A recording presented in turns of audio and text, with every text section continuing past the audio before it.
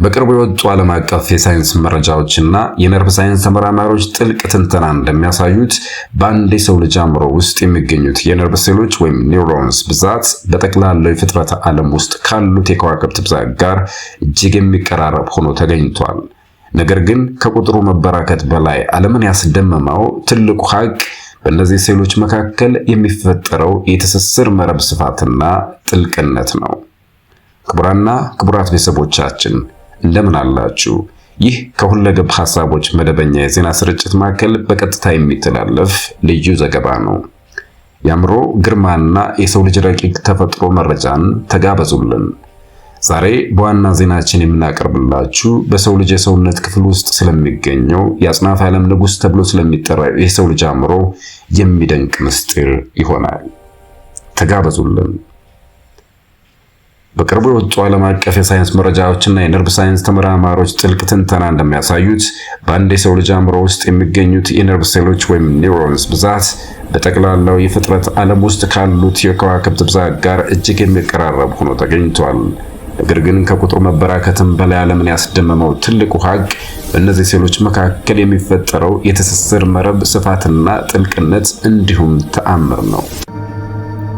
በአንድ አዋቂ የሰው ልጅ አእምሮ ውስጥ የሚገኙት የነርቭ ትስስሮች ብዛት በታወቀው አጽናፈ ዓለም ወይም ኦብዘርቫብል ዩኒቨርስ ውስጥ ካሉት ከዋክብት ሁሉ ይበልጣል። ይህ ማለት በእርሱ አናት ውስጥ ተሸክመው የሚዞሩት ያ ትንሽ ግራጫማ ክብረ ሕዋስ ከሰማያት ስፋት ይልቅ የገዘፈ፣ ከውቅያኖሶች ጥልቀት ይልቅ የረቀቀ የጠለቀ የጥበብ ማከማቻ መጋዘን ነው ማለት ነው።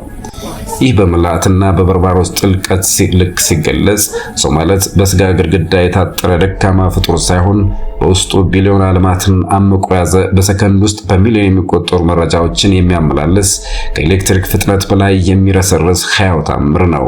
እያንዳንዱ ህሊና ውሳኔው፣ እያንዳንዱ የፈጠራ ሐሳቡና እያንዳንዱ ስሜቱ በውስጡ ባለው በዛ ሰፊ የነርቭ ጋላክሲ ውስጥ የሚፈነዱ የብርሃን ብልጭታዎች ውጤት ናቸው። ተመራማሪዎች እንደሚሉት አንድ የሰው ልጅ አእምሮ ሊያከማች የሚችለው የመረጃ መጠን በዲጂታል ቋንቋ ሲሰላ እስከ 2.5 ሜጋባይት የሚደርስ ሲሆን ይህም ለ3 ሚሊዮን ሰዓታት ያህል ያለማቋረጥ የሚታይ የቴሌቪዥን ፕሮግራምን እንደማከማቸት ይቆጠራል። ይህ እንግዲህ የሰው ልጅ ተፈጥሮ ምን ያህል ሰፊና ለጥናት የማይደረስ ጥዑም ምስጢር መሆኑን የሚያረጋግጥ ነው።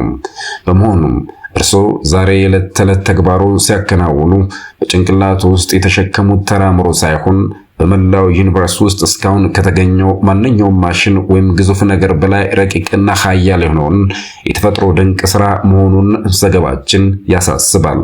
የሰው ልጅ ዕውቀትና ምናብ ድንበር የሌለው መሆኑም ምንጩ ይኸው ከከዋክብት የበዛው የውስጥ ማንነቱ እንደሆነ ይታመናል።